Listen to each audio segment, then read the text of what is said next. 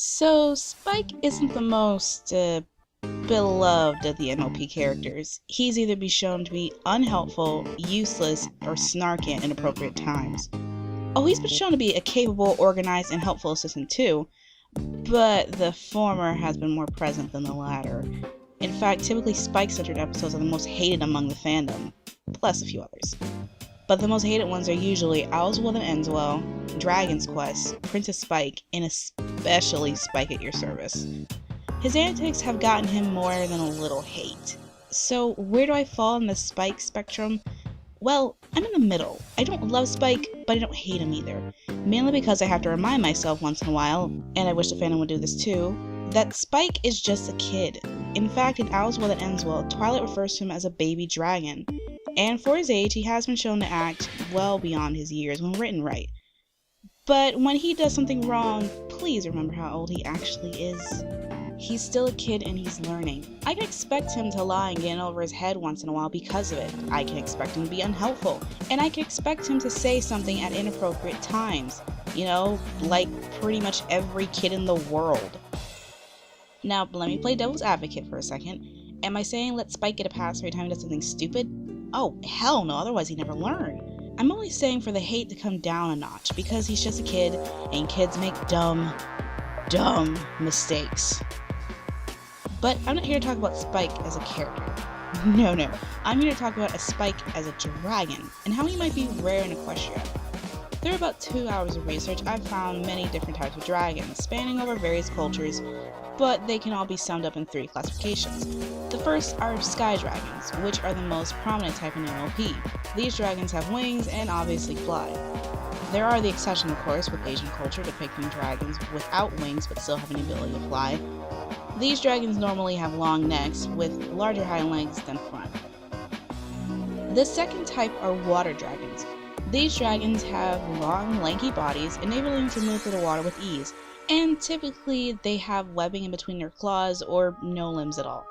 These dragons are usually shown breathing fire, but instead scolding liquid or high-pressured water. Plus, they've been shown to be ginormous, easily outsizing a boat by a lot.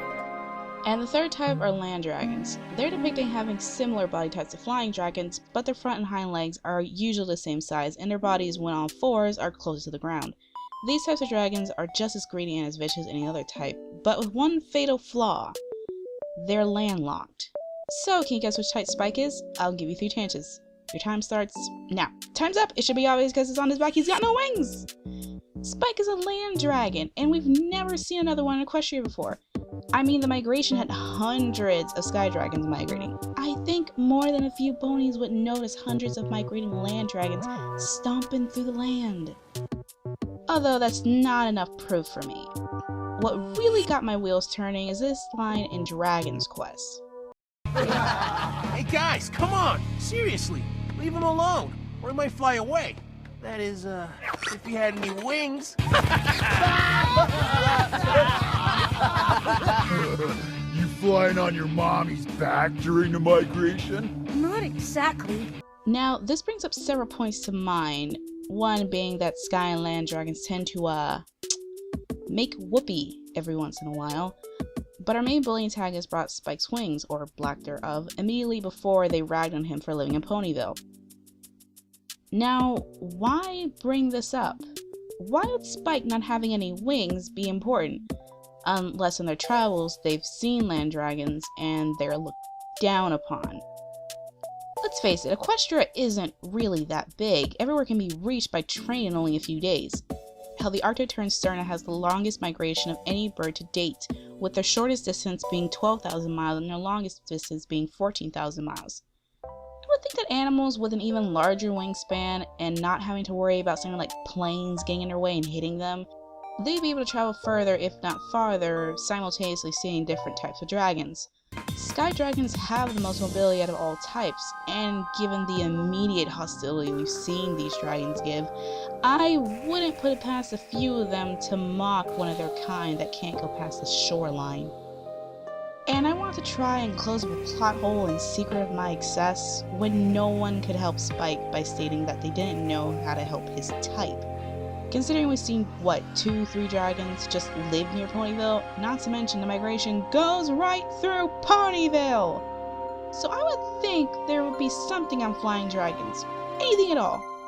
But a land dragon like Spike might not have any info on him.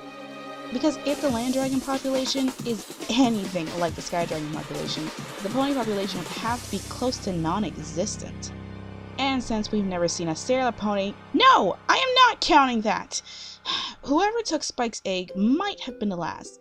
Maybe whatever they saw was a bit too traumatizing. But Red, what about Steve Magnet, you ask? He doesn't count. Steve is a sea dragon, or sea servant, whichever, I don't care. But most importantly, he's an adult. He has the ability to travel wherever the hell he wants. Spike was raised from an egg, where we have no idea where it originated from. There are no other dragons in the show that has Spike's physiology, and it's not a matter of when Spike grows his wings, because biologically he can. We've seen it in Secret of My Excess. There's just no one else like Spike, and I'm sure there may be a place where there are other land dragons, but until we see them, I say not only is Spike a rare dragon, he's especially rare in Equestria. Next time, I review the CMC episode where they finally get their cutie marks. I don't like it. So long!